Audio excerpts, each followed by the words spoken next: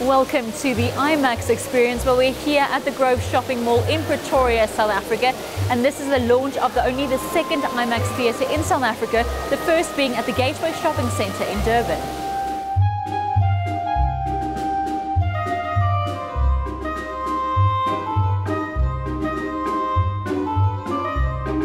I have to say, this is your second big IMAX theatre after the Gateway. Why the Grove? I mean, there's so many, new malls and bigger shopping centres. What makes this a premium hotspot for you? So, we're very particular about the experience itself, and the geometry of the cinema has to be really ideal for it to qualify for an IMAX experience that both us and our partners in IMAX would accept as a true IMAX experience. So Grove being a new cinema, the screen is purpose-built for an IMAX screen. Let's talk about the relationship with IMAX, obviously parent company internationally. What's the relationship like? How do you make sure that you're the company they partner with? IMAX, they're in more than 50 countries internationally, so they really do rely on local knowledge to help bring the best. We understand the cinema-going population the best. We're the largest cinema exhibitor on the continent, so clearly we bring a lot of expertise to this arrangement. IMAX obviously have this fantastic proprietary technology, and they partner with the film directors all the way from the production of the film all the way through to the finished product, and here we are tonight as well. So they have a lot of expertise in what they do. This really is the best way to see a film. Well, Cine Prestige last week was perhaps the most comfortable. Correct, exactly, the most luxurious way to see a film. It's unlikely, in fact it's impossible for you to have a more immersive cinema experience than IMAX.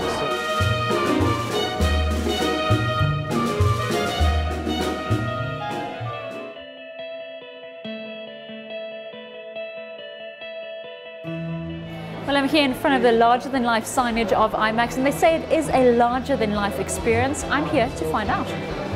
Andrew, now this is your second cinema here in South Africa, but what a lot of people don't know is IMAX has actually been around for quite a few years, actually 40, started in the late 60s and then the 70s, but only went public in the 1990s. How has it changed since then? Well, I think it's come a long way. I think traditionally IMAX was known as a documentary filmmaker, and we showed IMAX movies in museums, science centers, and aquariums, and typically they were about bears and whales and seals. And we've transitioned now to be the go-to movie event for Hollywood's biggest filmmakers. So from Jim Cameron to Michael Bay to Peter Jackson, they'd love to see their movie in IMAX. So we now do 26 to 28 Hollywood movies a year. They're typically the biggest blockbusters of the year. We're in 840 theaters around the world in 57 countries. Andrew, let's talk about the change in technology. Of course, we've gone from analog to digital and also the introduction of 3D. Where is IMAX at the moment? Well, IMAX is, I think, at the cutting edge of digital technology. We use a slightly different aspect ratio on our screen, so it's wider and taller than a normal screen is. But digital really was a defining moment for IMAX. In the old analog days, the film reels were big and expensive, and a film would have to play for weeks and weeks to recoup its cost. Now, with digital, you can do more movies in IMAX. The exhibitor has more programming flexibility. You can do documentaries in the morning and Hollywood movies in the evening, so it's just changed the whole way we approach things. Now, you are the president for IMAX for Europe, Middle East and Africa, and this is the second entertainment complex for IMAX in South Africa. What is the potential for the rest of the African continent? We've also got a theatre in Nairobi, and depending on how you define Africa, we've got one in Morocco as well. But I've noticed a dramatic increase in the interest from Africa. We've had exhibitors from Mozambique and Angola and Ghana and Nigeria, and lots of people come and visit us and find out about the IMAX technology.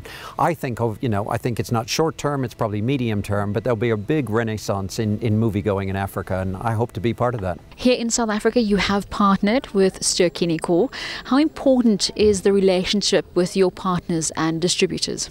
It's really important to us. Being in 57 countries, we try to pick best of class in any given country, and I think Stir have done a fantastic job with our brand, the marketing, the signage in their site in Durban, and just looking around this theatre today, they really do it well. So we're delighted with the relationship and proud to partner with them.